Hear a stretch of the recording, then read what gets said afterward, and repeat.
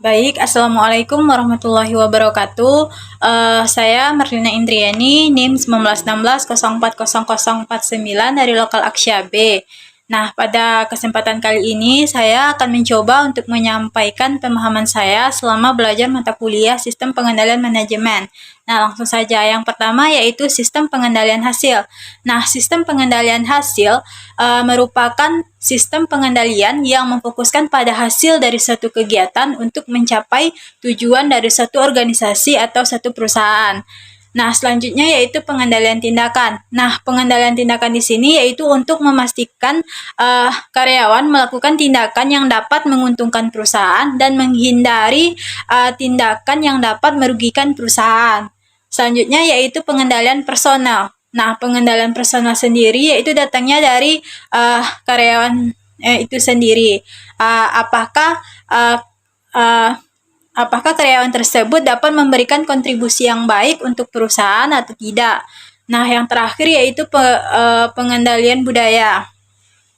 Nah, sistem pengendalian budaya ini diciptakan guna untuk mendorong karyawan melakukan tindakan yang sesuai dengan norma perilaku perusahaan yang berlaku dan mempengaruhi perilaku satu karyawan dan karyawan lainnya.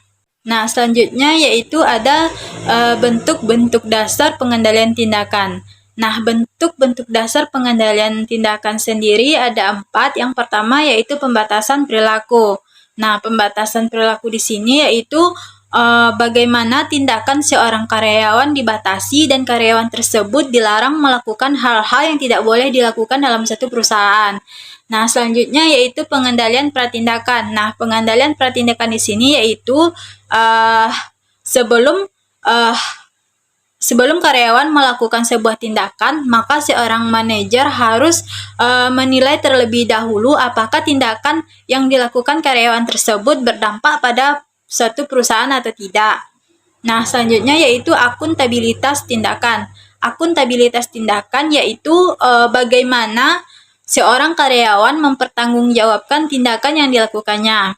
Yang terakhir yaitu redundansi. Redundansi di sini yaitu bagaimana suatu perusahaan atau seorang manajer melebihkan jumlah karyawan dan peralatan untuk menyiapkan sesuatu yang diinginkan oleh perusahaan.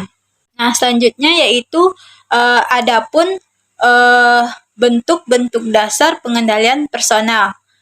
Nah, bentuk-bentuk dasar pengendalian personal ada 3. Yang pertama yaitu seleksi dan penempatan. Seleksi dan penempatan yaitu seorang manajer memastikan karyawan yang direkrut sesuai dengan kriteria perusahaan atau tidak. Selanjutnya yaitu pelatihan. Nah, dengan adanya pelatihan dapat mendorong atau memotivasi karyawan melakukan pekerjaan dengan baik sesuai dengan keinginan perusahaan.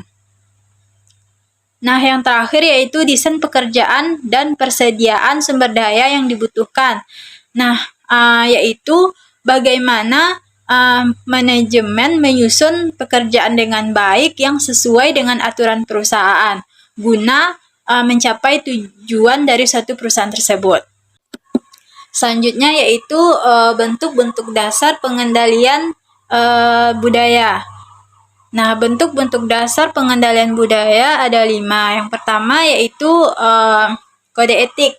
Nah, kode etik di sini yaitu suatu perusahaan yang membentuk budaya mereka melalui kode etik, tingkah laku, dan kredo perusahaan. Selanjutnya yaitu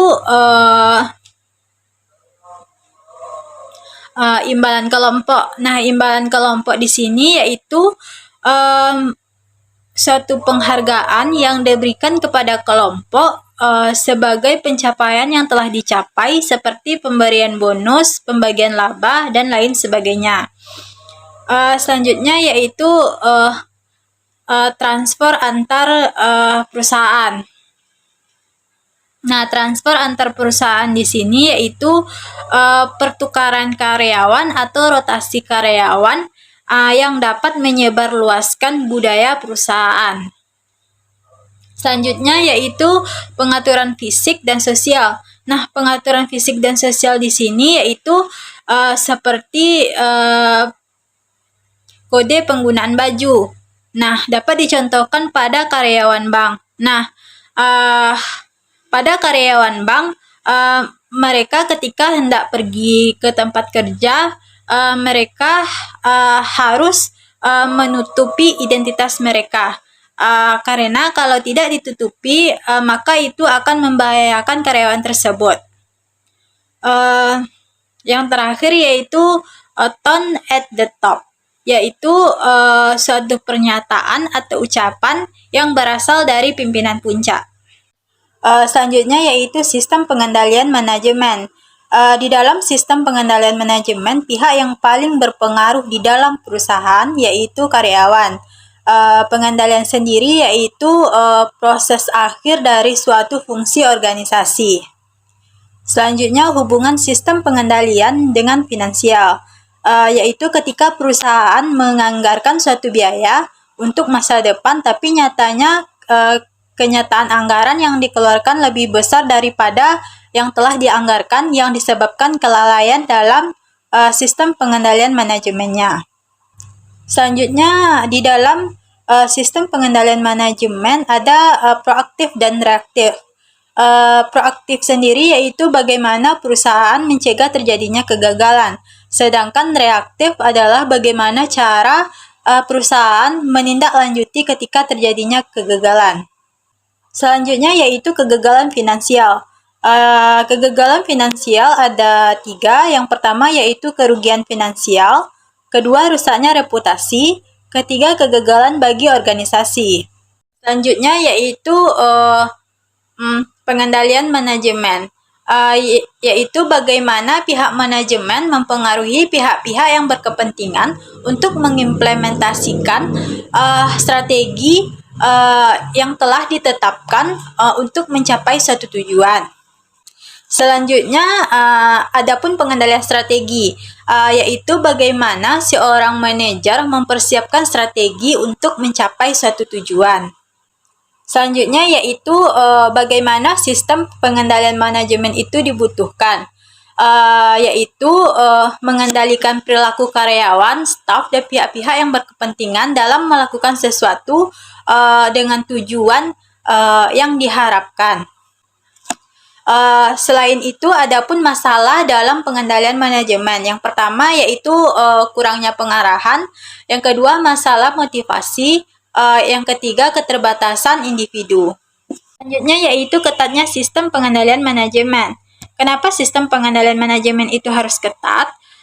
Dikarenakan pengendalian yang baik akan menciptakan probabilitas atau peluang tercapainya tujuan perusahaan, atau menurunkan risiko-risiko yang muncul dalam perusahaan. Bagaimana cara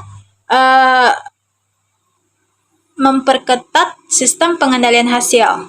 Yaitu dengan adanya target pekerja dalam melakukan pekerjaannya, dan diberikan hukuman atau diberikan reward saat melakukan pekerjaan. Nah, selanjutnya yaitu pengendalian tindakan.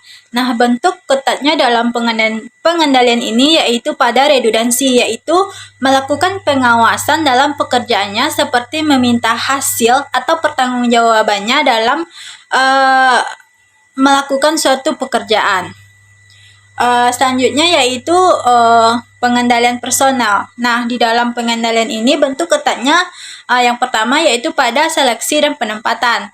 Nah, melakukan seleksi yang benar-benar dilakukannya dalam bentuk uji kompetensi, dan itu yang menyeleksi haruslah orang-orang yang bertanggung jawab atas itu. Selanjutnya yaitu bentuk ketatnya yaitu dalam pelatihan. Nah, dalam pelatihan ini yaitu mampu meningkatkan kemampuannya dan melihat hasil dari pelatihan yang ia lakukan. Selanjutnya yaitu bentuk ketatnya dalam desain pekerjaan, yaitu melakukan standarisasi pekerjaan untuk melihat hasil pekerjaan. Selanjutnya, pengendalian kultural atau budaya. Nah, bentuk ketatnya dalam pengendalian ini yaitu pada tone at the top, yaitu bagaimana manajemen memastikan sistem pengendalian manajemennya sudah baik atau belum. Selanjutnya yaitu biaya sistem pengendalian.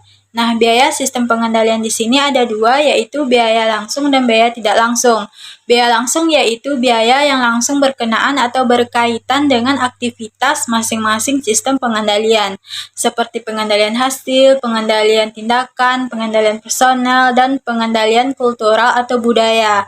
Selanjutnya yaitu biaya tidak langsung, yaitu biaya yang tidak langsung berkenaan atau berkaitan dengan aktivitas masing-masing sistem pengendalian. Mungkin hanya itu yang dapat saya sampaikan. Assalamualaikum warahmatullahi wabarakatuh.